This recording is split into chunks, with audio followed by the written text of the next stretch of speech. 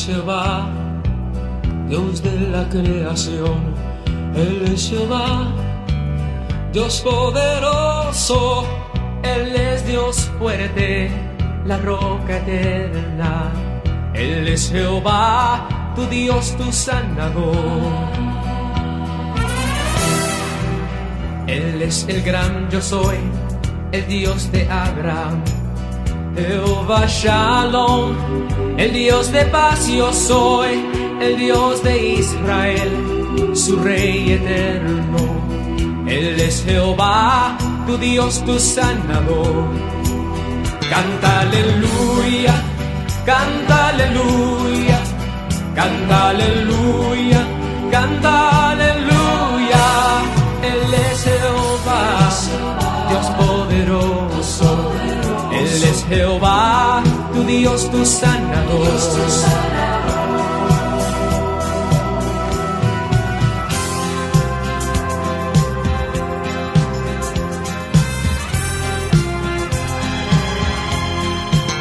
Él es tu proveedor, Jehová Jireh, el Dios de salvación, Dios del Mesías, que entre nosotros testificó de él. Él es Jehová, tu Dios, tu sanador. Canta aleluya, canta aleluya, canta aleluya, canta aleluya. Él es Jehová, Dios poderoso. Él es Jehová, tu Dios, tu sanador. Él es Jehová, tu Dios, tu sanador.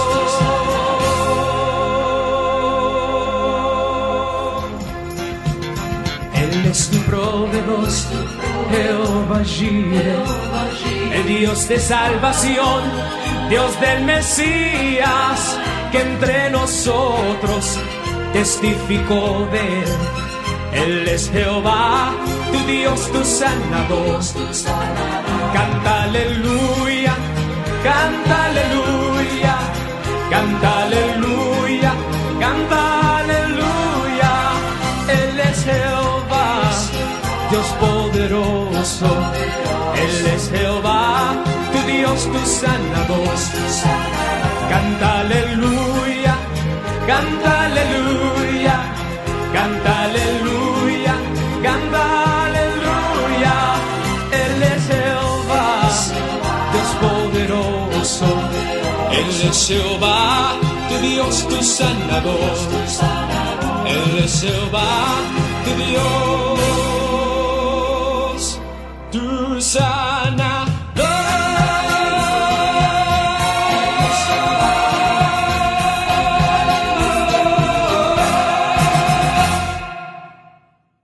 Hermanos, gracia y paz para todos ustedes. Nuevamente los saludamos desde esta su iglesia de Salvation Army en Tarrytown, Nueva York, deseando de que estén en victoria en el nombre de nuestro Señor Jesucristo. Amén. En el día de hoy comenzamos una serie que no es ajena a la que hemos venido llevando. Hoy vamos a estar hablando de algo muy importante para cada una de nuestras vidas. Probablemente seamos tocados en algún aspecto de nuestras vidas personales.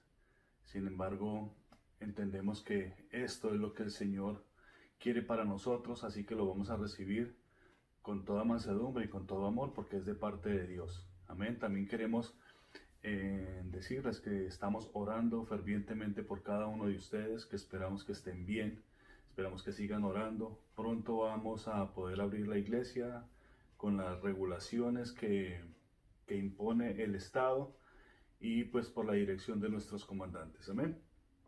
Así que pues los invito a que abramos nuestras Biblias en Génesis capítulo 26 y vamos a estar leyendo el verso 18 como base para nosotros, pero les recomiendo que leamos el capítulo 26 para poder entender mejor la historia. Entonces leemos la palabra del Señor en el nombre del Padre, del Hijo y de su Santo Espíritu. Y dice así, y volvió a abrir Isaac los pozos de agua que habían abierto en los días de Abraham su padre, y que los filisteos habían cegado después de la muerte de Abraham, y los llamó por los nombres que su padre los había llamado. ¿Ven? Y nos vamos a estar moviendo bajo el nombre de la serie completa, Los Pozos. Así se llama la serie completa, Los Pozos de Abraham. Pero en el día de hoy vamos a tener un subtítulo como el primer pozo. Hoy vamos a ver el primer pozo, y este pozo es el pozo de aguas turbulentas. Amén. El pozo de aguas turbulentas. Entonces, después de haber compartido los otros temas tan importantes como lo fueron la salvación, y poder entender que realmente lo que realmente representa la salvación, y no solo lo que representa, sino lo invaluable que es para nosotros la salvación, pues tenemos que seguir adelante. Tenemos que seguir por este camino, tenemos que seguir andando, porque nuestro camino todavía se está mostrando hacia el futuro. Amén. Entonces recordemos estos dos versos que fueron nuestra base la semana pasada, y pues que lo van a hacer de aquí en adelante. Amén. Dice Romanos 15:4. Dice: porque las cosas que se escribieron antes para nuestra enseñanza se escribieron, a fin de que por la paciencia y la consolación de las Escrituras tengamos esperanza. Y 1 Corintios 10:11 dice: y estas cosas les acontecieron como ejemplo, y están escritas para amonestarnos a nosotros, a quienes han alcanzado los fines de los siglos. ¿Ok? Amén. Así que con esto en mente, y recordando que somos salvos por la gracia de Dios, ahora nos preparamos para nuevas experiencias que nos traerán pruebas, que nos traerán batallas, que nos traerán nuevos retos, pero con la convicción de que ahora somos hijos de Dios. Su palabra nos enseña que cada amanecer, que cada día viene con una misericordia nueva, pero también viene con una enseñanza nueva. También viene con una prueba nueva y con una victoria nueva. Amén. Así que nosotros somos vencedores en Cristo Jesús, pero cada día nos proyectamos hacia una esperanza nueva, hacia una misericordia nueva. Porque nuestro Dios no es un Dios que enseñe a su pueblo entregándole una cartillita y unos colorcitos para que hagan planitas, para que hagan figuritas. No. Nuestro Dios es santo y poderoso, y Él camina con nosotros. Él está andando con nosotros a medida que nosotros vamos creciendo. De manera que cuando nosotros estamos en aquellas pruebas o en aquellas victorias, el Señor está con nosotros. Por eso el Espíritu Santo es la presencia de Dios, porque Él está con nosotros en todo tiempo. Y esta es nuestra convicción, esta es nuestra fe, nuestra confianza. Amén. No importa los tiempos difíciles o las dificultades que tengamos que pasar, no podemos dudar de que Él está con nosotros, de que Él nos está guiando, de que Él nos está enseñando. ¿Por qué? Porque necesitamos ser moldeados ¿a quién? A la estatura del Señor Jesucristo. Y no podemos nosotros con cartillitas y con jueguitos poder conocer al Señor Jesucristo. Tenemos que conocerlo en la marcha, tenemos que conocerlo en la prueba, tenemos que conocerlo en el ejercicio. Así como dice el versículo, no solamente oidores de la palabra, sino hacedores. Tenemos que conocerlo ahí. Ahí es donde está el Señor Jesucristo. Amén. De manera, hermanos, que con todo esto que compartimos cada semana, debemos estar seguros que Dios está con cada uno de nosotros en este viaje, muchas veces turbulento, otras veces angustioso, otras veces victoriosos y con gozos, pero siempre estamos de la mano de Dios. ¿Ven? Así que vamos a tener un tema muy importante que nos va a revelar muchos aspectos de nuestra vida personal y las situaciones por las que hemos o estamos pasando en la actualidad. Según el tema que vamos a tratar, vamos a estar moviéndonos muy cuidadosamente por los pozos de aguas que tienen un significado espiritual muy profundo. Y nos vamos a centrar en el libro de Génesis, capítulo 26. En su mayoría, pues es un capítulo corto, pero vamos a centrarnos ahí. Antes de ir e introducirnos ya a este tema, vamos a orar, vamos a pedir la dirección del Señor. Amén. Señor y Padre nuestro, te damos gracias, Dios mío, por este tiempo. Te damos gracias, Padre, por tu palabra, porque tú, Señor, has permitido, Señor, que esta mañana podamos nosotros, Señor, estar delante de ti. Te pedimos perdón, Padre, por nuestras faltas, Señor, nuestros pecados. Te rogamos, mi Dios, que tu Espíritu Santo, Señor, siga guiándonos, sea enseñándonos, Señor, sea conduciéndonos a aquellos lugares a los que en el día de hoy tú nos vas a llevar, Señor. Te pedimos que nos esclarezcas la mente, Señor, que despiertes nuestro corazón, mi Dios, para poder entender tu palabra. Te damos las gracias a ti, mi Dios, en el nombre de nuestro Señor Jesucristo, y por la gracia y el amor de tu Espíritu Santo, Señor. Amén. Amén. Entonces, vamos a centrarnos en la escritura, en el libro de Génesis, capítulo 26, desde el verso 1 al 16, donde se narra la historia de Isaac y sus dos hijos, Esaú y Jacob. Esto sucede después de la muerte de Abraham.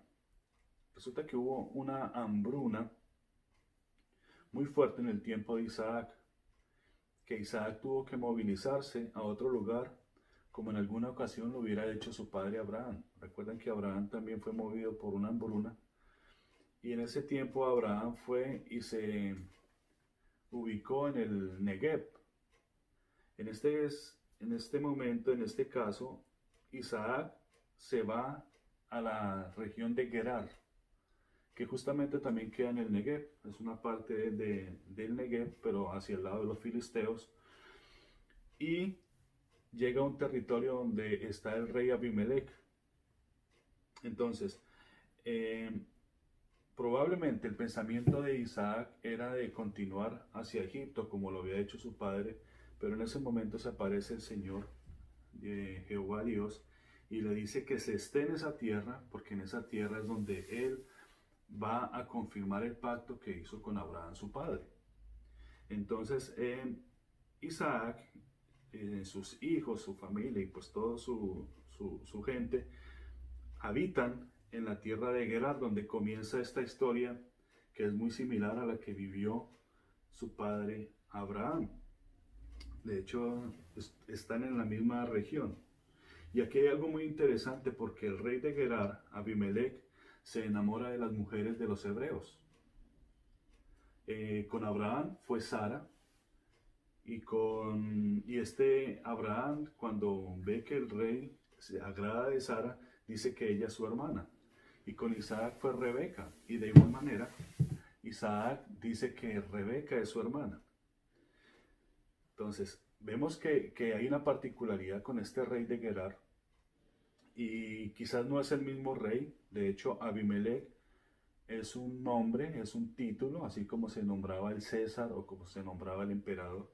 Abimelech quiere decir rey de los filisteos. Probablemente no era el mismo rey, probablemente era el hijo o el sucesor del que estuvo con Isaac, al contrario del que estuvo con Abraham. Pero sí hay una particularidad. A esta gente, a este rey, le enamoran, le gustan las mujeres de los hebreos. ¿Ok? Entonces, esto es importante y es interesante, porque de aquí en adelante Israel va a tener una contienda muy fuerte con Abimelech. Más adelante se van a conocer como los hijos de Amalek. Pero lo interesante aquí es que Abimelech se enamora de las mujeres de los hebreos. Y no les importa que sean de cualquier edad, pues se enamora hasta de una vieja como Sara. Y Sara estaba bordeando los 90 años. ¿Ok? Entonces, cuando su hijo sucesor, el que está en la época de Isaac, ve a Rebeca, pues también se enamora de Rebeca. Bueno, Rebeca sí era más jovencita, era todavía una mujer joven. Y dice que Rebeca era muy hermosa, al igual que Sara. Entonces, cuando su hijo, el sucesor, ve a Rebeca, también le atrae. Porque cuando las hijas de Dios se comportan como verdaderas hijas de Dios, su belleza y esplendor llama la atención aún de las más viejas. ¿Bien? Y Amalek, que es un tipo o representación de la carne, porque eso también significa Amalek, significa carnalidad, humanidad, pues no va a ser la excepción. Le va a traer el resplandor de estas mujeres que son el reflejo de Dios.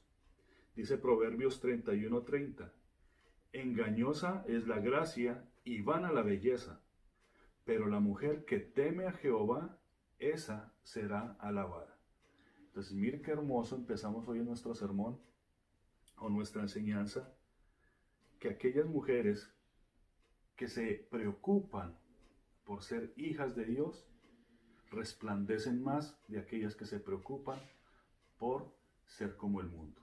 Entonces, el rey filisteo, que está observando a Rebeca, ve desde una ventana que Isaac le está haciendo caricias y se da cuenta de que no es su hermana, sino que es su esposa.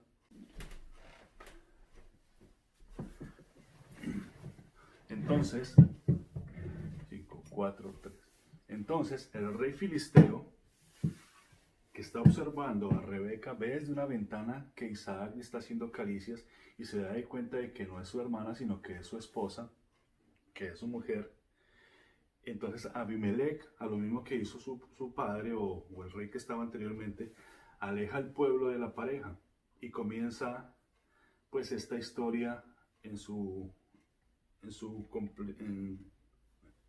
entonces Abimelech aleja al pueblo de la pareja hebrea e Isaac comienza a fortalecerse en la tierra de Gerar. Cuando ya quitan la presión, porque se da cuenta que es la esposa de Isaac, Isaac comienza a fortalecerse y Dios empieza a prosperarlo hasta el punto que se hizo más poderoso que Amalek y por eso fue expulsado de ese lugar. Y esta parte es muy especial porque Jehová Dios prospera a Isaac en un lugar donde nadie quisiera estar, en Gerar. ¿Qué era Gerar? Gerar significa arrastrar con dureza, sacar el bolo alimenticio, es decir, vomitar, hacer vomitar, rumiar, ajustar, destruir. Así que a pesar del lugar, del rey y del pueblo malvado, Dios prospera a su pueblo y lo bendice, pero también comienzan las dificultades, porque dice que Isaac se fue al campo en el valle de Gerar y allí habitó. Así que es expulsado del lugar e Isaac toma a su gente y se van hacia el valle de Gerar. Ahora, cuando hablamos de un valle, hablamos de algo muy importante para la supervivencia humana, que es el agua, el arroyo, la cascada. Y generalmente los valles son lugares húmedos que contienen reservas de agua, allá en su subsuelo. Entonces podemos decir que Dios prosperó a Isaac en un lugar árido donde los trataban con dureza y los hacían vomitar con la opresión, y ahora los conduce a un lugar, a un sitio más amable, fresco, donde tendrían aguas y seguramente pues podríamos pensar que serían un poco más felices, ¿verdad? O serían felices, porque allí donde en Gerar no eran felices. Pero este lugar, donde encontrarían un poco de tranquilidad, se convertiría en el lugar donde Dios formaría el carácter de Isaac. ¿Por qué? Porque Isaac todo lo veía bien. Isaac todo le parecía bien. De hecho, Isaac significa risa, significa felicidad. ¿Por qué? Porque Isaac todo lo veía bien. Y hay mucha gente que tiene esa actitud, y es una actitud muy linda, muy hermosa, pero es necesario también que estas personas que lo ven bien, de que se agradan de todo, sean formadas en su carácter, sean formadas por Dios.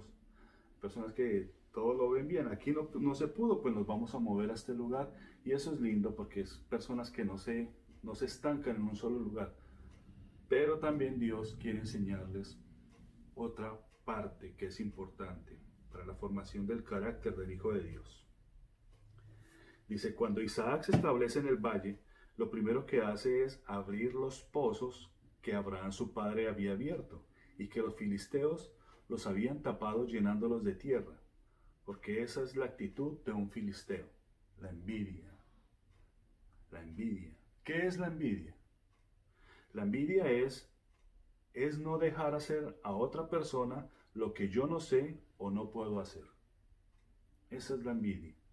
Y vamos a empezar a tocar algunos puntos personales, porque muchas veces nosotros nos conducimos con envidia, y esto es una actitud filistea, enemiga del pueblo de Dios. Entonces, Isaac se da a la tarea de abrirlos y de llamarlos por los nombres que su padre los había llamado. Ahora, ¿cómo se llamaban los pozos que Abraham abrió? Ese es el título de nuestra serie, los pozos de Abraham. Pero ¿cómo se llamaban estos pozos que Abraham abrió? Porque hay algo que tenemos que entender.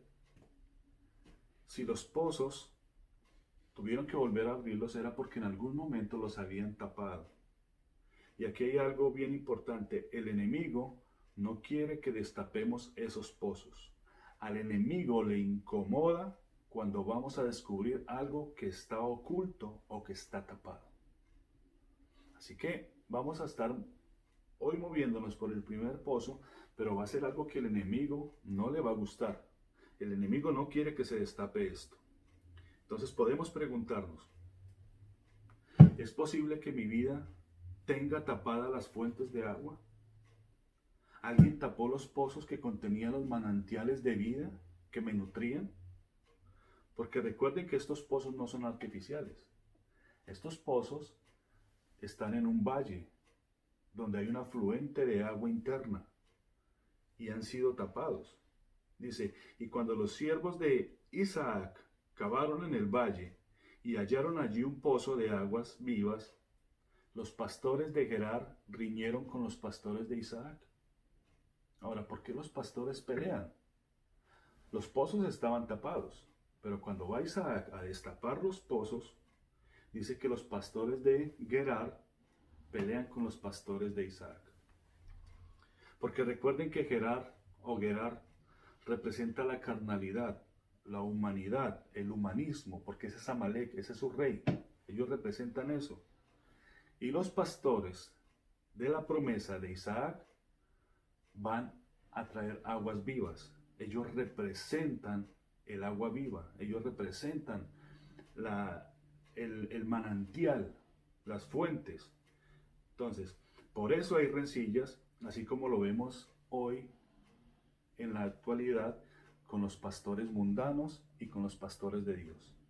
Hay pastores mundanos que no quieren que se destapen estos hoyos, que estos pozos, porque les va a derribar, les va a quitar las bases de sus artimañas. ¿Por qué? Porque están basadas en el humanismo, porque están basadas en la carnalidad. Pero cuando viene un pastor a destapar estos hoyos, que viene de parte de Dios, pues empieza una rencilla, empieza una pelea, empieza un conflicto. Y comienza una disputa por el agua. ¿Cuál agua? Pues el agua que ellos mismos han tapado por su carnalidad.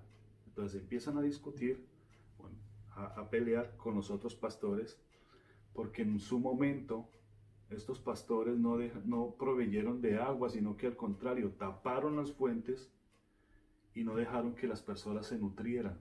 Pero cuando viene un pastor a destapar el hoyo para que tengan agua de vida, agua verdadera, entonces hay un conflicto. Eso se llama envidia. ¿Ven? Por eso, el nombre del primer pozo es Esek. Esek, que quiere decir un pozo de aguas rencillosas. Vamos a ver el pozo de aguas rencillosas. ¿Ven? Es el primer pozo. Génesis capítulo 20, 26, verso 20 dice: los pastores de Gerar riñeron con los pastores de Isaac diciendo: el agua es nuestra. Por eso llamó el nombre del pozo Esek, porque iban altercando con él, porque habían altercado con él. Ahora déjenme darles la definición de pozo. Es un hoyo cavado en la tierra que se usa como reserva de agua. Está calafateado, pero también se usa con otros propósitos, como abismo o prisión, cisterna o mazmorra, fosa o sepulcro o sepultura. De manera que pozo tiene dos connotaciones: es vida o es muerte. ¿Ven? Es vida o muerte. Es una reserva de agua, pero también tiene otros propósitos para usarlos. En este caso, en el hebreo significa, es como un abismo o una presión o una prisión una cisterna o mazmorra. ¿Ven? Hay un relato, hay una historia en Génesis capítulo 37 que la mayoría de nosotros conocemos, que se narra los motivos, que por motivos de envidia, los hijos de Jacob tiraron a un pozo a su hermano José. Había una rencilla porque el joven había tenido una serie de sueños que Dios le había dado y él se los había compartido a sus hermanos y a su padre, que incluso hasta su mismo padre se enoja con José. Pero sus hermanos se llenan de más envidia. ¿Por qué? Porque ¿cómo es que el pequeño, cómo es que el menor va a estar diciendo que nosotros nos tenemos que sujetar a él, que nosotros le vamos a servir a él? Entonces, corre la historia y dice que más adelante Jacob envía a José a llevar pan a sus hermanos, justamente ahí, en el pozo de Jacob, que ese lo vamos a ver en otro mensaje. Y dice que los hermanos lo tiran a ese pozo. Pero ¿cuál era el plan de los hermanos? El plan de los hermanos era matarlo. Mira hasta dónde puede llevar la envidia. Era matar a José, pero por intercesión de Judá, de uno de sus hermanos, dice que cuando viene un madianita, un ismaelita de Madián, lo venden por unas 20 piezas de plata y este lo lleva a Egipto como esclavo. Sin embargo, hay que resaltar el sentimiento por el que hizo esta infamia contra José. Y el sentimiento realmente fue la envidia. Hay un sentimiento de envidia en los hermanos. Cuando nosotros hablamos de este terrible sentimiento, también debemos recordar que el pueblo de Israel tuvo que sufrir un duro castigo de parte de Dios por este asunto. La mayoría de ellos no entraron en la tierra prometida, en la tierra de Canaán, que también incluyó a Moisés y a Aarón. Ellos no entraron en la tierra de Canaán porque el pueblo tuvo una rencilla con Jehová allá con las aguas de Meriba, porque no habían aguas para beber y ellos contendieron contra Moisés. En la primera ocasión fue porque querían quitar a Moisés del liderazgo. Ellos querían nombrar un capitán y regresarse a Egipto, y contendieron contra Jehová. En ese entonces Jehová le dijo a Moisés: habla a la roca para que salga agua, y Moisés habló a la roca y de ahí brotó agua, las aguas de Meriba. Ustedes las van a encontrar en los Salmos también en la historia. Pero después vuelven también en la tierra de Negev y se encuentran que no hay aguas. Y vuelven y altercan con Moisés. El pueblo vuelve a altercar con Moisés. Moisés habla con Jehová, ya Moisés enojado, porque el pueblo es el que lo hace enojar, el que lo hace caer. Dice que no había hombre más manso o justo como Moisés, más humilde. Entonces dice Jehová, dice: ve y háblale a la roca otra vez. Pero Moisés en esta ocasión fue y golpeó la roca 2 veces.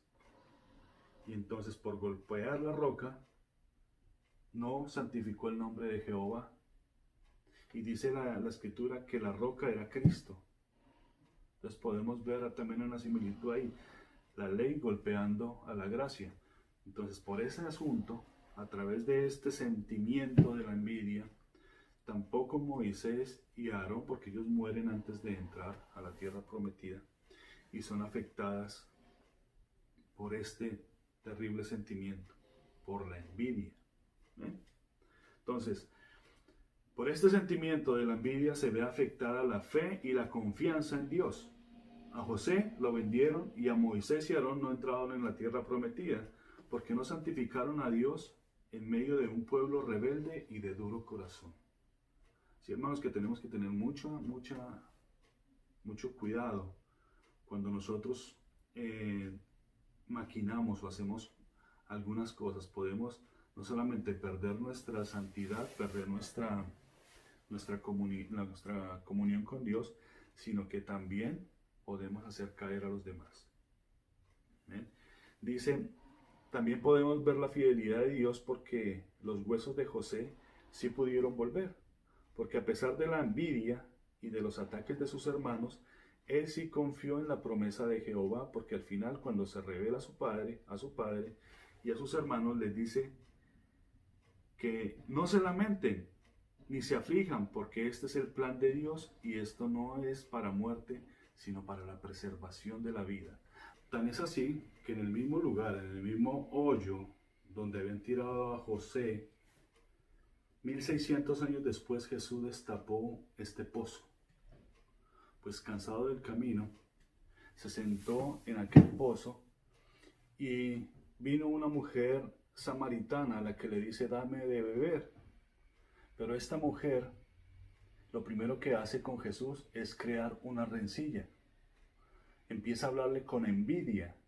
Lo primero que le dice es, los judíos y los samaritanos no se tratan entre sí. ¿Cómo tú me dices, dame de beber?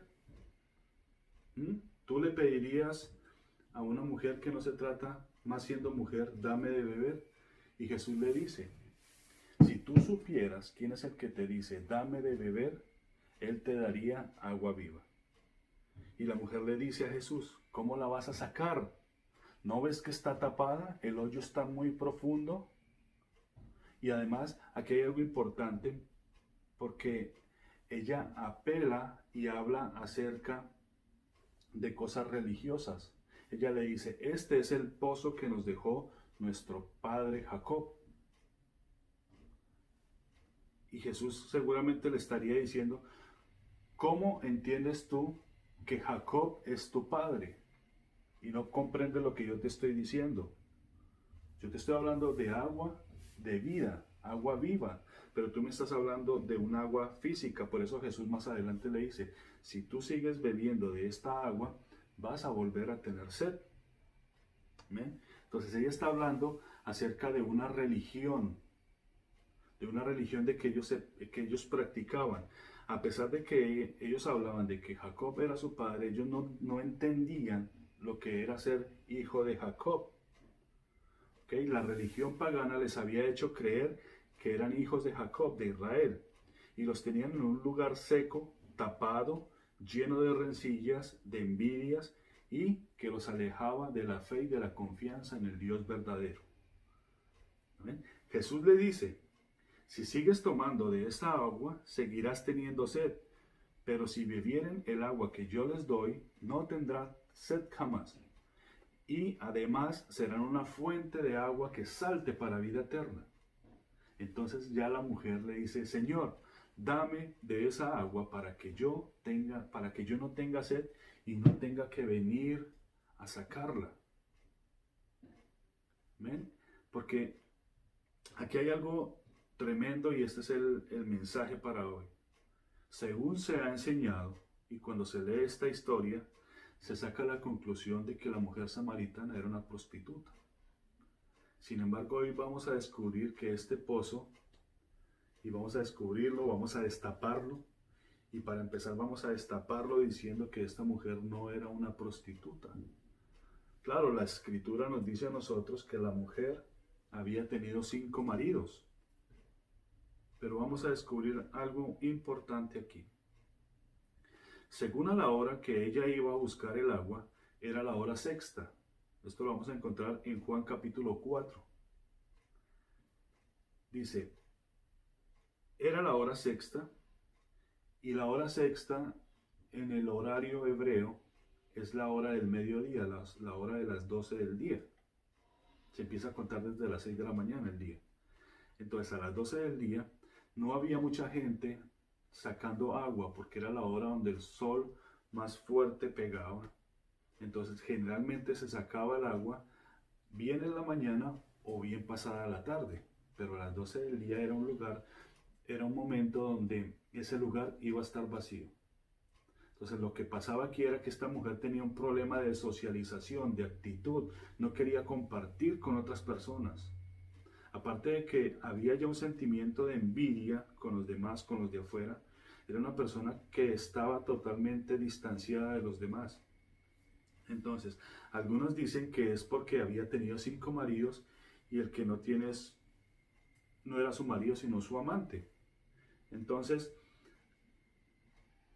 hay algo que rescatar aquí y hay algo que enseñar, que es que según las leyes de los samaritanos, que no son las mismas de los judíos, sino los samaritanos tenían sus propias leyes, las mujeres casadas o las mujeres con marido o las prostitutas no podían sacar agua del pozo porque podrían contaminarlo, mucho menos una mujer prostituta, ni siquiera podía acercarse al pozo, que era una mujer impura. ¿Ah? A ellos no se les permitía. Es más, a las mujeres adúlteras o prostitutas tenían una sentencia cuando las veían cerca del pozo, porque era la única fuente que ellos tenían, y la sentencia era apedrearlas. Ya las casadas y las mujeres que tenían sus maridos, ellas no podían acercarse por causa de que ellos decían que se contaminaba el pozo. Entonces, Dios le está hablando a ella en un contexto espiritual. Jesús le está hablando a esta mujer no en su contexto físico, le está hablando en un contexto espiritual. ¿Cómo podemos saber que le está hablando el Señor Jesucristo en un contexto espiritual? En Juan capítulo 4, 23 le dice a ella: mas la hora viene, y ahora es cuando los verdaderos adoradores adorarán al Padre en espíritu y en verdad, porque también el Padre tales adoradores busca que le adoren. Dios es espíritu, y los que le adoran en espíritu y en verdad es necesario que le adoren. Entonces, el contexto de esta historia de la mujer samaritana es un contexto de adoración espiritual. ¿Ok? Hay un escenario, el Señor Jesucristo está en el pozo de Jacob y está esta mujer. Pero el trasfondo o el contexto de esto es espiritual, es una enseñanza espiritual. Jesús va a hablar de este pozo, de este lugar y del pozo de la mujer samaritana, de su vida íntima, de su vida espiritual. Dice, de manera que ella vivía en un lugar donde la trataban con dureza y hasta la hacían vomitar de la presión porque ponían sobre ella más presión de lo debido. Tal es el caso que la hacían vomitar. Así como en Gerar. Dice, por eso se dirige al pozo a la hora donde menos se toparía con otras mujeres, porque había una rencilla, una envidia entre ellos. Y así es la religión. La religión los hace conducir por un largo camino. Por eso dice la mujer, dame de esa agua para que yo no tenga que venir a sacarla. Porque la religión es un largo camino que tienen que andar para llegar al pozo. Y llegan y no se sacian ni las personas que lo sacan ni la gente. Por el contrario, ese pozo se transforma para ellos en una fosa, en una prisión donde hay sed. De manera que Jesús le dice, ve y llama a tu marido y ven acá. Miren el contexto que estamos hablando. Estamos hablando en un contexto espiritual. Ella va a sacar el agua, pero estamos hablando en un contexto espiritual. Jesús le dice, ve y llama a tu marido y ven acá. Porque hay una fuente que el enemigo tapó o está tapando. Y esta fuente es la fuente del matrimonio. Aunque se profese la fe, la fuente de la familia está tapada en cada uno de los cristianos. Quizás no en su mayoría, pero sí es una fuente que el enemigo quiere tapar con arena. Dice, está tapada por la envidia, por la desconfianza, y de ahí se desatan un montón de problemas como los celos, las contiendas, las rencillas. ¿Por qué? Porque hay dos pastores que se están disputando ese pozo. Los pastores carnales y los pastores de Dios. Esto en caso de que este matrimonio o que esta familia sea cristiana, sea creyente. Ahora, si no es creyente, ¿quién gobernará esa casa? Entonces, Jesús le dice, ve y llama a tu marido. Ella le dice, no tengo marido. Y Jesús le dice, bien has dicho, porque 5 maridos has tenido, y el que ahora tienes no es tu marido. Y en ese momento, el pozo es destapado. ¿Cuáles eran los 5 maridos que ella había tenido? Y por si fuera poco, hay otro. Porque 5 maridos has tenido y el que ahora tienes no es tu marido, es un amante. Entonces, entendemos que ella no tiene a un compañero físico, porque de lo contrario, ella no podría estar en ese pozo. Si ella tuviera marido, no se le sería permitido ir a sacar agua del pozo. Si ella hubiera tenido 5 maridos, sería una mujer adúltera, entonces hubiera sido apedreada, no podría estar ahí. Lo que estamos hablando aquí es de algo espiritual. Entonces, ¿cuáles son estos 5 maridos que Jesús le descubre, le destapa? Es interesante ver que muchas veces nosotros pensamos de esta mujer que era una mujer prostituta y la denigramos moralmente. Pero vamos a descubrir nosotros lo que eran estos 5 maridos. ¿Quiénes eran estos 5 maridos? Dice, en relación con la forma figurativa de los 5 maridos, tengamos en cuenta lo siguiente. Desde el mismo comienzo de su historia, Samaria fue una ciudad llena de idolatría. El rey Acab abrió el camino a los cultos paganos al erigir un templo y un altar a Baal.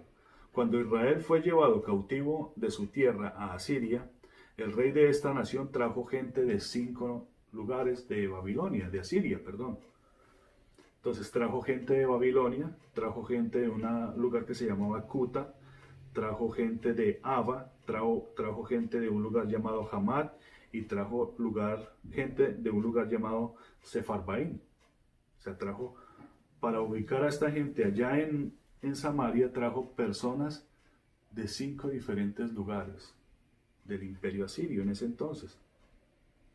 Y las puso en la región de Samaria, la región de arriba, de la región del imperio del norte, del reino del norte de Israel, en lugar de los hijos de Israel, porque los hijos de Israel habían sido llevados cautivos y entonces la tierra había quedado vacía.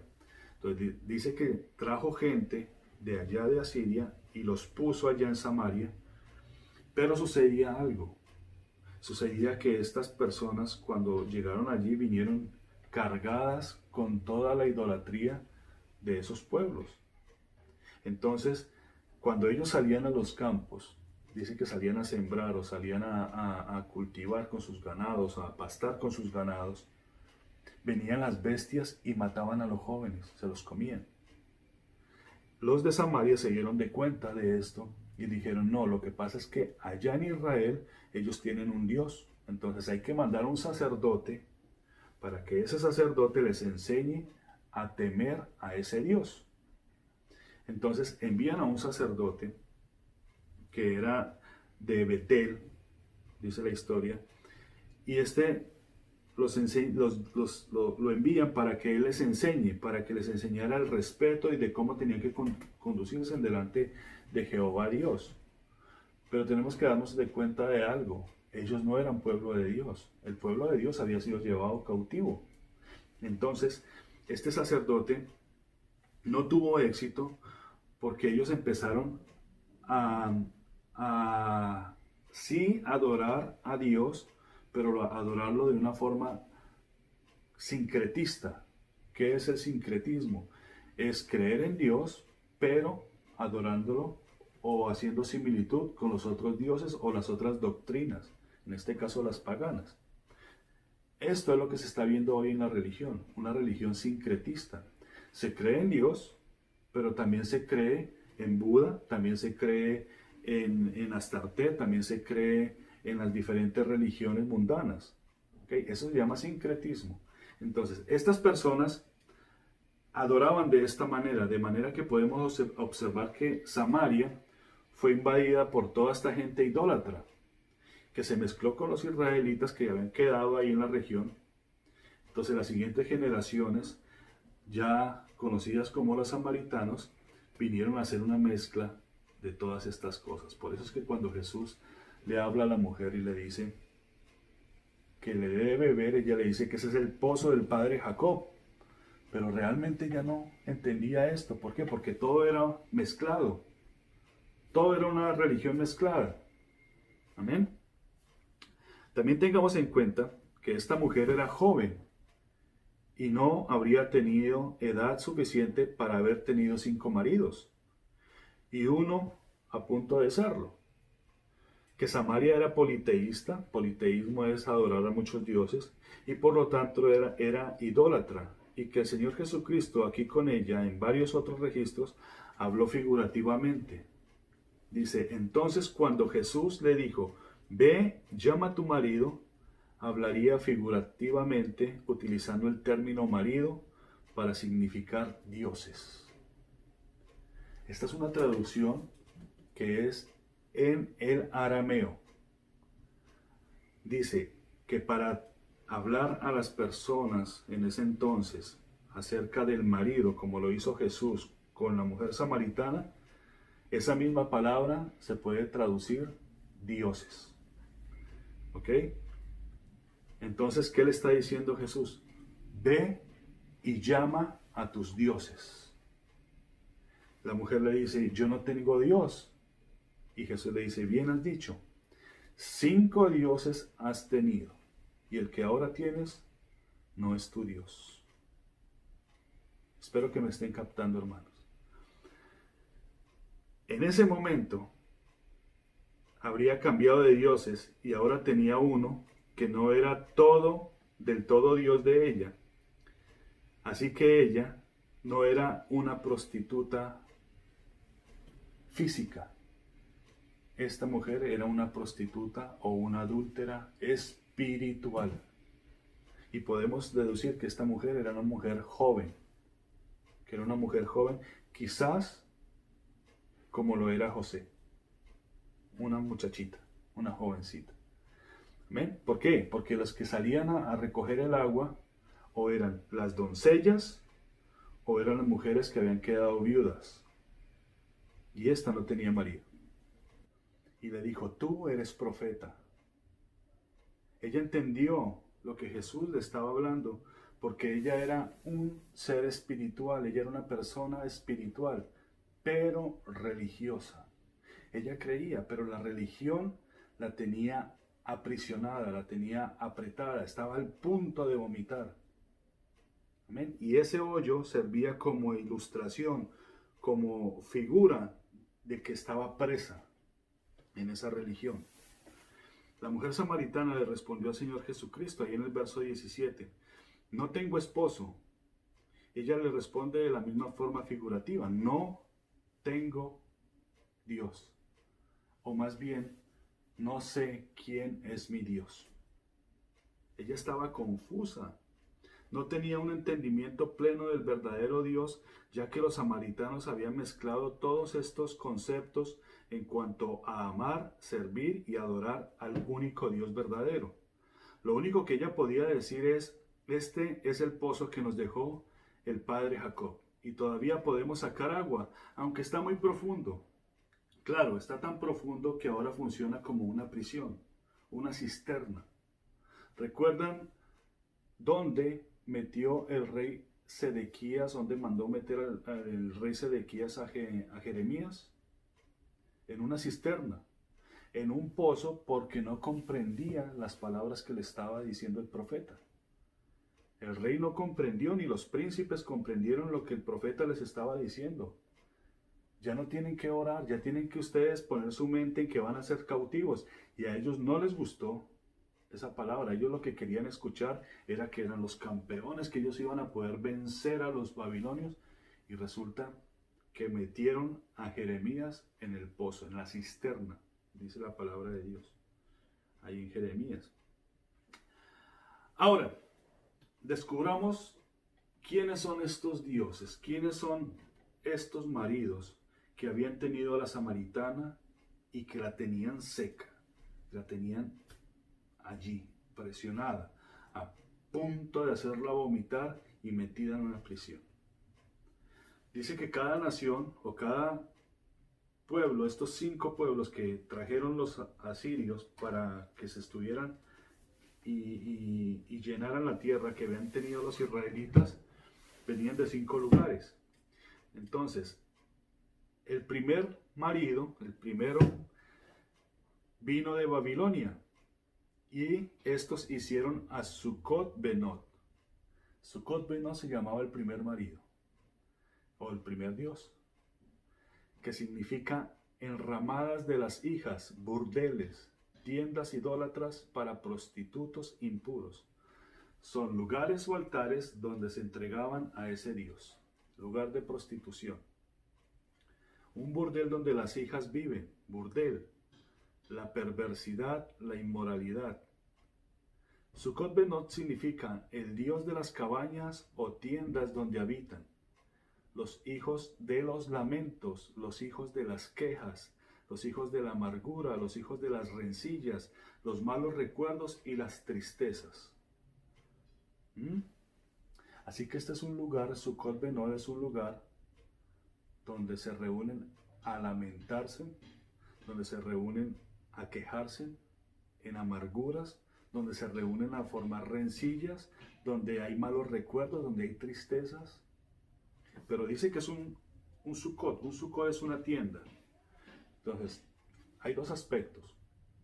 El lugar donde te congregas es un lugar donde hay lamentos y quejas y amargura, o es el lugar también donde tú en tu intimidad vas a adorar. Y cuando vas al lugar de adoración no hay sino quejas, amarguras, lamentos, rencillas, malos recuerdos y tristezas.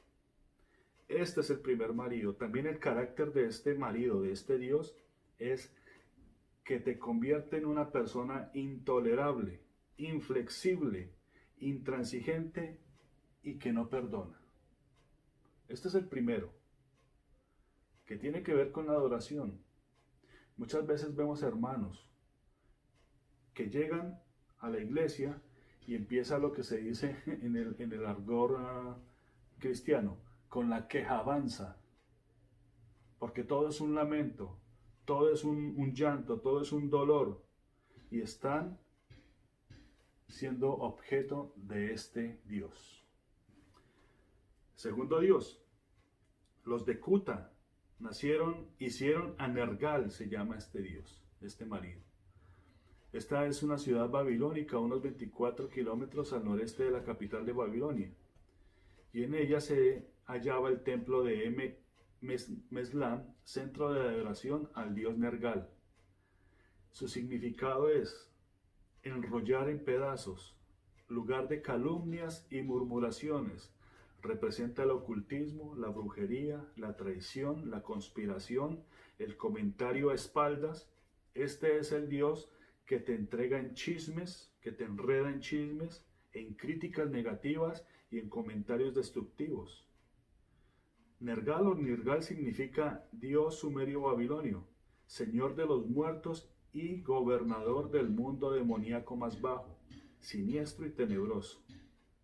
Es el gobernador de las actividades del mundo demoníaco, encargado de quitar el gozo, la alegría, la paz, la felicidad y evitar cualquier clase de regocijo, evitar celebraciones, evitar júbilo y cortar la vida abundante de la gente, cortar el agua. Hay personas que están metidas en brujería, hay personas que están metidas en cosas demoníacas, aunque están en la iglesia. Conspiran, hacen comentarios a espaldas y están siendo objeto de este Dios o de este marido. El Dios, el tercero, dice que los de Hamat hicieron a Simina.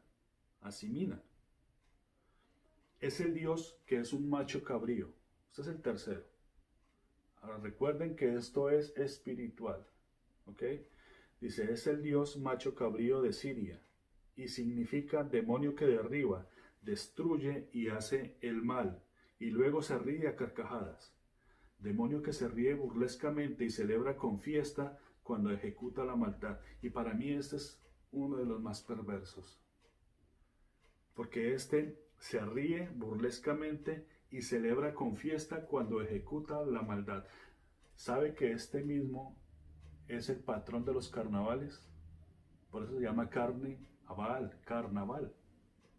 Dice, fundir, fundición, Poner un cimiento mezclado, poner un fundamento falso, hacer una imagen mezclada o fundida, representa las maquinaciones, la confusión doctrinal, las cargas pesadas, la falta de perdón, la falta de vida abundante. Mezclar lo divino con lo falso y los conceptos religiosos sin fundamento bíblico, y este es un espíritu acusador. Miren, este está más metido dentro del pueblo creyente, dentro de la falsa religión, porque este representa la falsa religión. Dice Isaías 42:17, serán vueltos atrás y en extremo avergonzados los que confían en los ídolos y dicen a las imágenes de fundición, vosotros sois mis dioses, dice el Señor. Ahora, este Asimina, que fueron los que trajeron los de Hamad, es el mismo Asira. Es la misma porque resulta que este es el que vemos en las figuras como el macho cabrío con senos al aire. Entonces, es la misma Simina, es la misma Sira, es el mismo o la misma Astartet, es la misma Astoret, es la misma Asis o Isis de los egipcios, es la misma Afrodita, es la misma Venus, es la misma Diana de los efesios, es la misma María de los romanos. Y a esta la tienen en altares. Pero resulta que esta se burla y se ríe a carcajadas de la prisión donde los tiene. Miren qué tremendo, bendito Dios. Vámonos al cuarto. El cuarto dice que los sabeos hicieron a Nishab, a Nibhaz y a Tartak. La población de Abá quedaba en la parte norte de Babilonia. De ella precedían las gentes que los asirios enviaron a Samaria tras la caída de Israel. Significa ladrar como perro, falso profeta, falsas profecías, esfuerzo y sacrificio humano para tocar trompeta y alcanzar la gloria de los hombres, salvación por medio de la ley y la letra que mata. Entonces, estos representan, o este Dios representa a un espíritu fariseo santurronista, que es la hipocresía vestida de piedad y santidad. Son los lobos rapaces en las iglesias vestidos de ovejas, los que te dicen que la salvación es por las obras, los que te dicen que tienes que pagar la salvación, los que te dicen que tienes que dar una indulgencia, los que te dicen que tienen que sembrar. Estos son esos hijos de este Dios. Y resulta que este Nibhaz o Tartak es un Dios gemelo, un Dios mellizo que significa profeta de la iniquidad, labrador silencioso, sutil, escondido de las tinieblas religiosas que atan, amarran y encadenan. Y resulta que este Dios es un Dios muy exigente, drástico, es muy estricto y muy demandante. Y eso es la religión. Aquí vemos a la cabeza a un lobo vestido con lana de oveja. Y quizás usted se está imaginando en alguien o en algún personaje. Porque hay personajes que se visten de blanco y que simulan ser una de las personas más santas, santurronas, pero son lobos vestidos de oveja, que te profesan una religión falsa, que te profesan una religión que te mantiene en la prisión, en una cisterna, que te tienen ahogado al punto de vomitar. Me queda uno, los de Serfabaín. Estos quemaban a sus hijos al fuego para adorar a Adramelech y Anamelech, sus dioses. Los de este pueblo, Serfabaín. Ahora, ¿quién es Adramelech y Anamelech?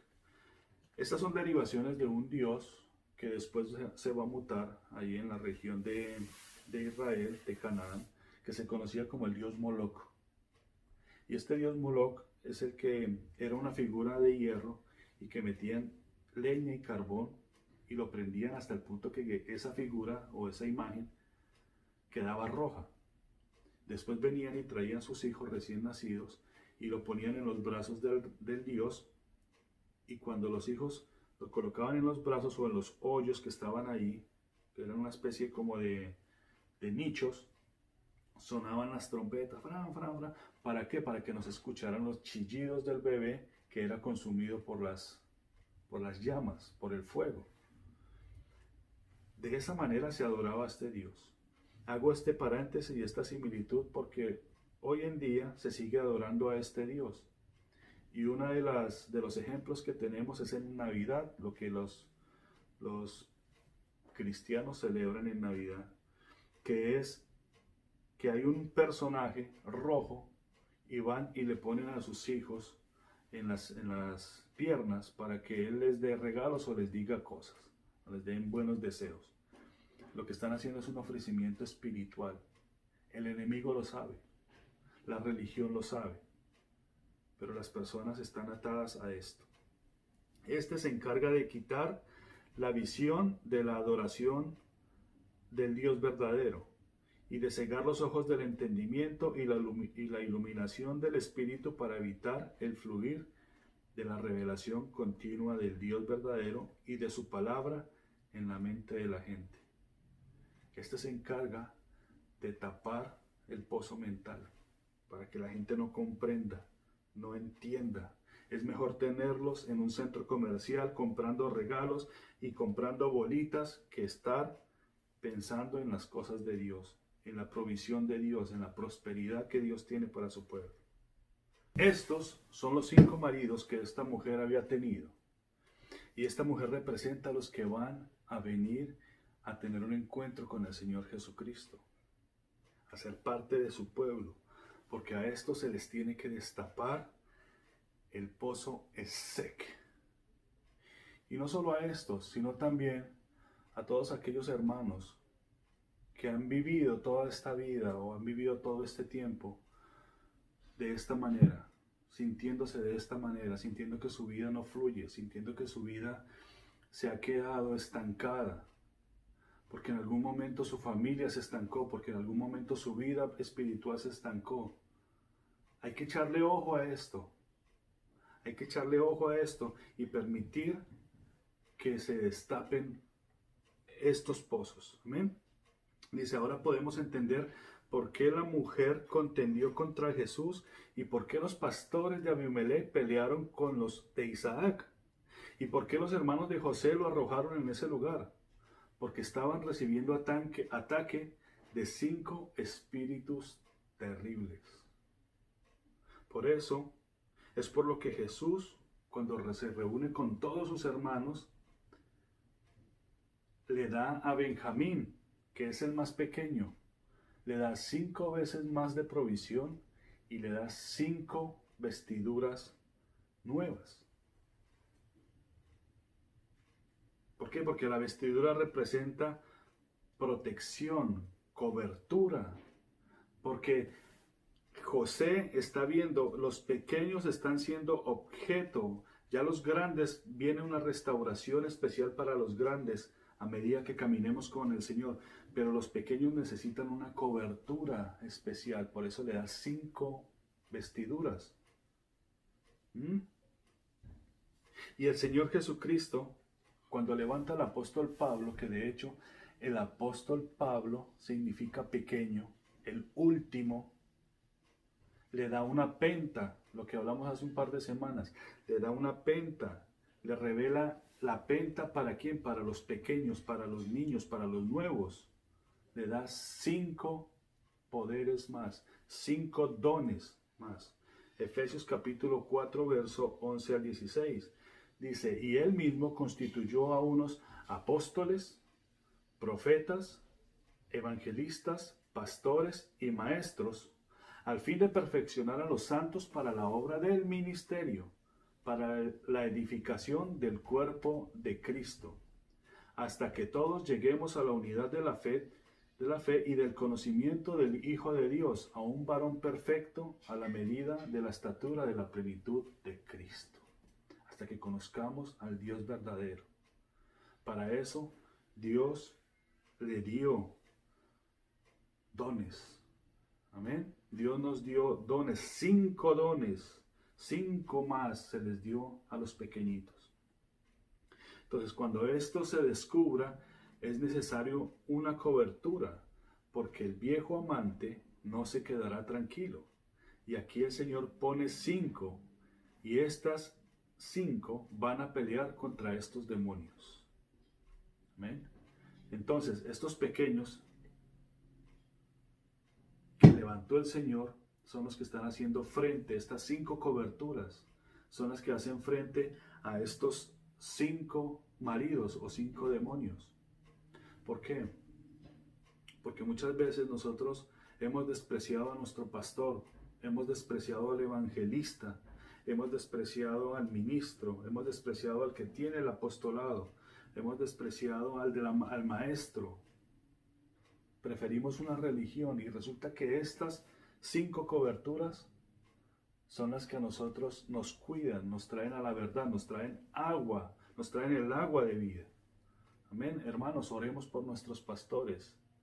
Oremos por nuestros hermanos, los que están allá en las calles evangelizando, los que están profetizando, los que están llevando ese apostolado. Estas son nuestras coberturas. Amén. Dice, entonces estos pequeños están para destapar los pozos y traer la revelación de la vida eterna que es abundante y bendita por los siglos de los siglos. Amén. En la conversación de Jesús con la samaritana, Él le dice, 5 maridos has tenido, y el que ahora tienes no es tu marido. Ella habló del pozo de nuestro padre Jacob, pero realmente ¿conocía lo que significaba? Seguramente no. Ella lo repetía como lo hace la religión. Repetir y repetir y repetir y repetir, pero no tenía conciencia, no conocía qué es ser hijo de Jacob o hijo de Israel. Y esto nos pasa muchas veces a nosotros. Vamos y repetimos, pero no tenemos conciencia de quién es nuestro Padre, quién es Israel, qué representa Israel. ¿Amén? ¿Quién es nuestro Dios? Dice, ella era una persona presa, esclava de esto. Pero también Jesús aquí le revela quién es el sexto. Porque dice, has tenido 5 maridos y el que ahora tienes no es tu marido. ¿Quién es ese sexto? Dice que es nuestro Señor Jehová Dios.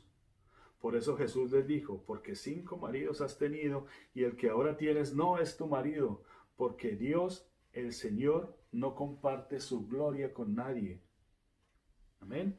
Por eso ella dijo, Señor, me parece que eres profeta, porque ella entendió la revelación que eran maridos espirituales y por eso Jesús le dice, créeme mujer, porque la hora viene cuando en este monte ni en Jerusalén adoraréis al Padre.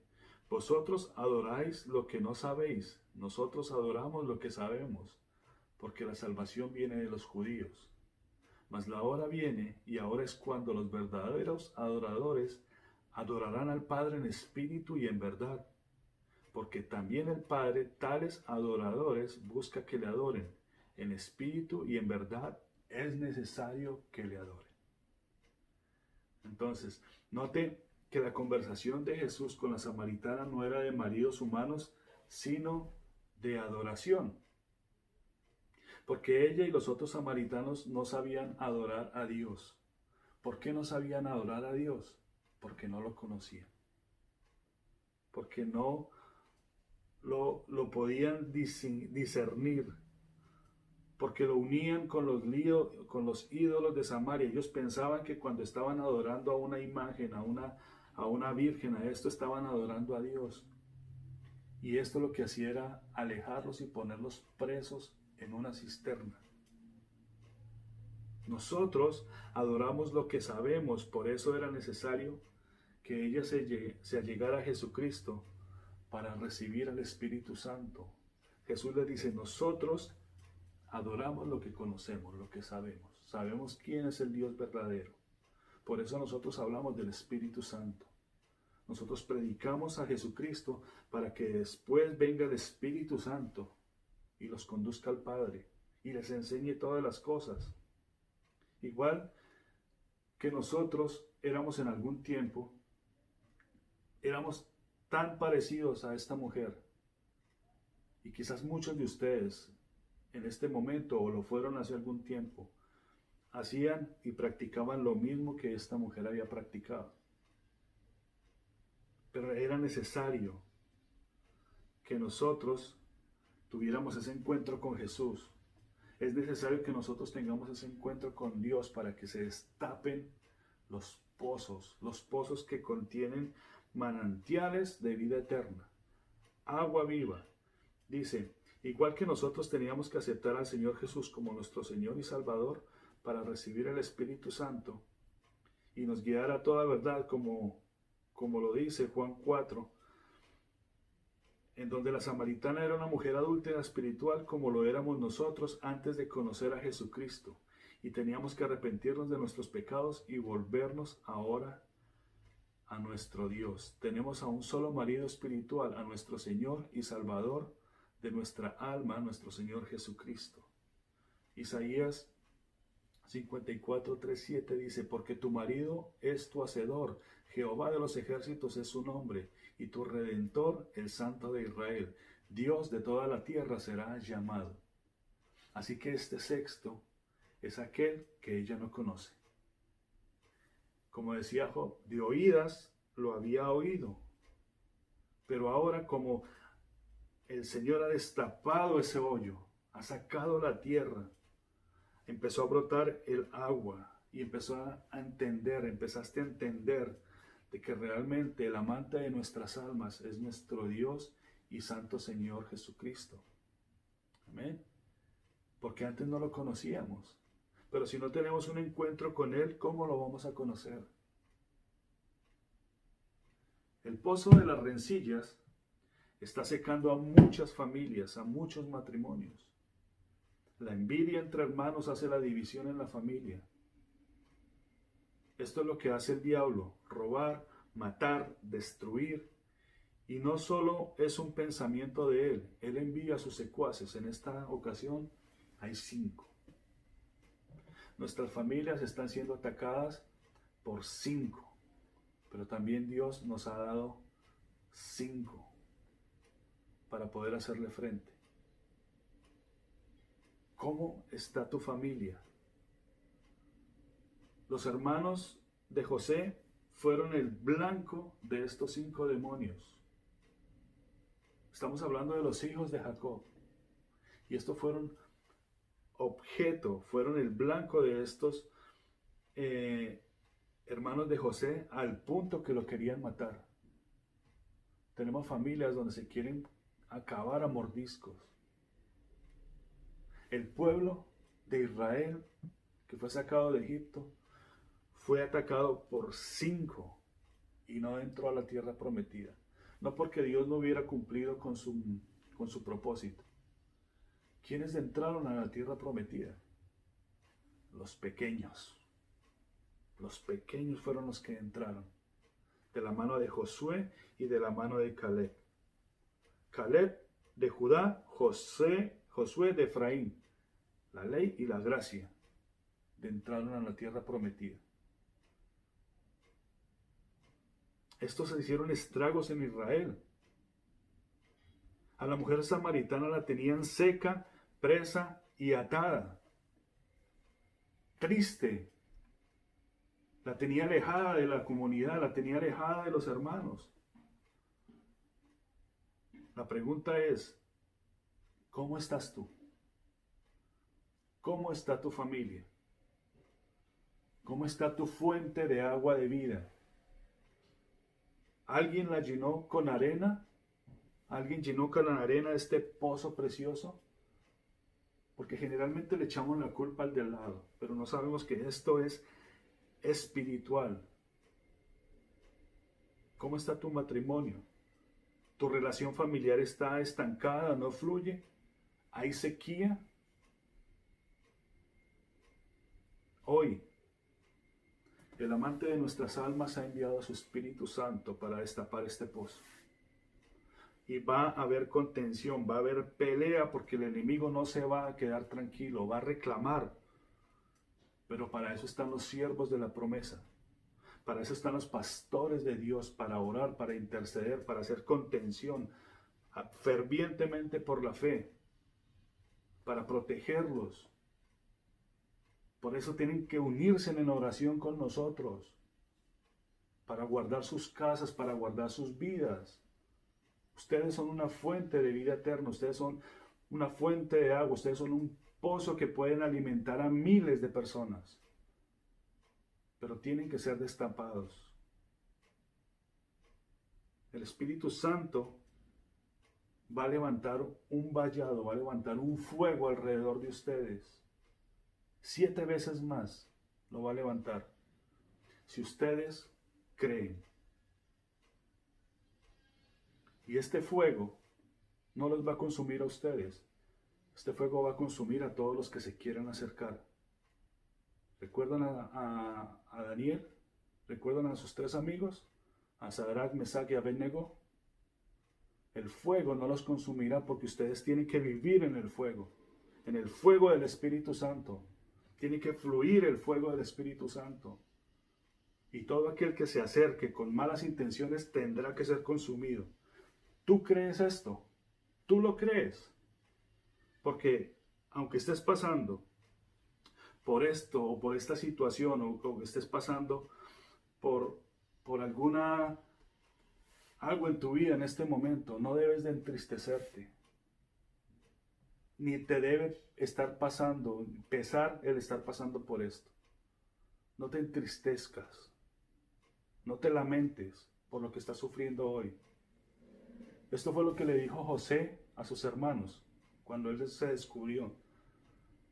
No se entristezcan por lo que me hicieron, porque para la preservación de la vida, no solamente mía, sino de ustedes, Dios ha permitido esto. Dios te pudo haber salvado desde el principio. Dios te pudo haber puesto en un pedestal desde el principio. Pero Dios quería que pasaras por esto. Dios quería que Isaac tuviera esta experiencia. Porque Isaac todo lo veía bien. Todo lo veía lindo. Vienen tiempos muy duros para la humanidad. Vienen hambrunas, guerras, persecuciones. Pero ustedes van a estar a salvo en las manos de Dios. Ustedes van a guardar este pacto y ustedes van a hacer que su familia sea el centro de adoración del Dios Todopoderoso. ¿Lo crees? ¿Tú lo crees? Juan capítulo 7:38 dice: el que cree en mí, como ha dicho la Escritura, de lo más profundo de su ser brotarán ríos de agua viva. El que cree en mí, como ha dicho la Escritura, de lo más profundo de su ser brotarán ríos de agua viva. Quizás estés pensando en las consecuencias, en todo lo que tú has pasado, y estés analizando en tu corazón todo aquello que te ha sucedido, o lo que has dejado de hacer, o lo que has hecho. Pero lo cierto es una cosa: no te lamentes por el camino que has tenido que caminar. Tampoco por lo que has tenido que soportar, porque ahora el Señor te ha dado un carácter, te ha levantado en una estatura más prominente, te ha dado más cobertura. Ahora entiendes realmente lo que es caminar con el Señor Jesucristo. No es venir y agarrar una cartilla con un lapicito y escribir. Es vivir el Evangelio, es vivir la vida, es vivir siendo pueblo de Dios. De esa manera el Señor te enseña, de esa manera te quiere conducir. Hoy se destapó ESEC. ¿Qué nos tendrá preparado el Señor para la próxima semana? Pongámoslo en oración y que el Señor te bendiga, que el Señor te guarde, que el Señor pueda trabajar en tu vida, que el Señor pueda transformar tu vida. Que el Señor te dé libertad, que el Señor te dé paz, que el Señor te guarde. Bendito Dios, te damos gracias, Señor, por este tiempo. Y pedimos, Señor, que tu Espíritu Santo, mi Dios, tome control de todas nuestras emociones y nuestros pensamientos. Nos arrepentimos, mi Dios, de todas nuestras envidias, de todas nuestras malas actitudes, mi Dios, porque sabemos que muchas veces somos objeto de estos ataques, Señor. Pero confiamos más en ti, mi Dios. Confiamos en que tú, Señor, nos purificas día con día, Señor, y cada día nos traes a la verdad y al crecimiento en Cristo Jesús. Te rogamos, mi Dios, por cada uno de mis hermanos, por cada uno de estos pequeñitos, Señor, que están pasando por prueba, que están pasando, Señor, por dificultades. Que les des el ánimo, que les des las fuerzas para ir, Señor, para seguir caminando, que no desfallezcan, mi Dios. Que todos aquellos que tengan ídolos, Señor, que tengan cosas que atan su vida, Padre, que sean quitadas y sean rotas en el nombre del Señor Jesucristo y por el poder y la gracia de tu Espíritu Santo, Señor. Derriba altares, Señor. Derriba pensamientos, derriba actitudes, mi Dios. Rompe cadenas, Señor. Saca a mis hermanos del hoyo, mi Dios. Sácalos, mi Dios. Sácalos a una vida, Señor, donde ellos puedan entender y comprender. Gracias, Padre, que te doy en este día, Padre, y nosotros bendecimos, Señor, a nuestro pueblo, mi Dios, y a los pastores, a los evangelistas, a los apóstoles, Señor, a los maestros y a los profetas, Señor. Para que cada uno quiero estar en tu presencia falso maestro y falso profeta, y poderte contemplar. Necesito estar contigo. Necesito adorar. Cántalo conmigo. Quiero estar en tu presencia y poderte contemplar. Necesito estar contigo. Necesito adorar. Dame de beber de tu manantial.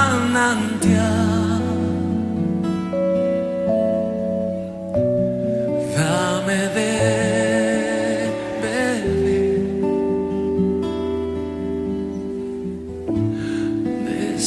Necesito más. Dame de beber de tu manantial.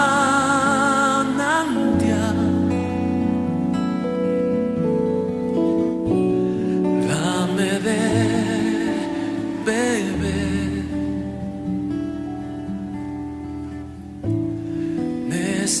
Necesito más.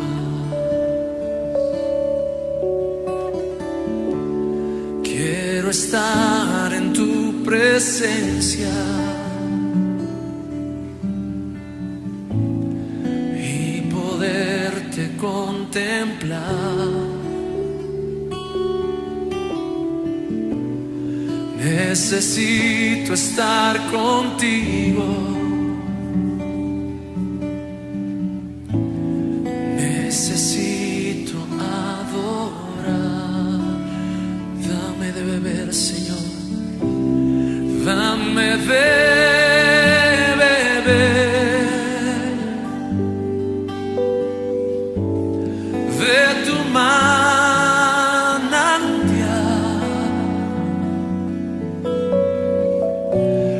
Dame de beber. Necesito más.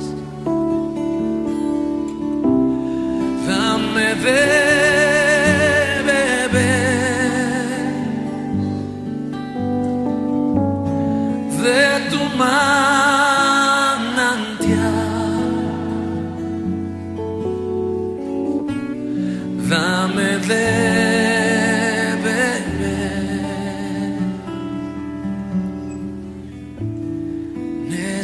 Necesito más.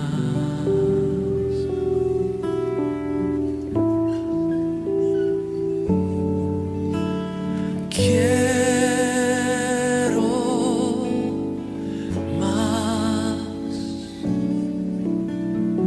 Quiero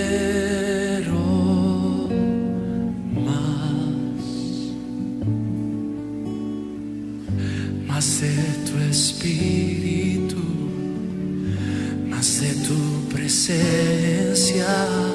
Quiero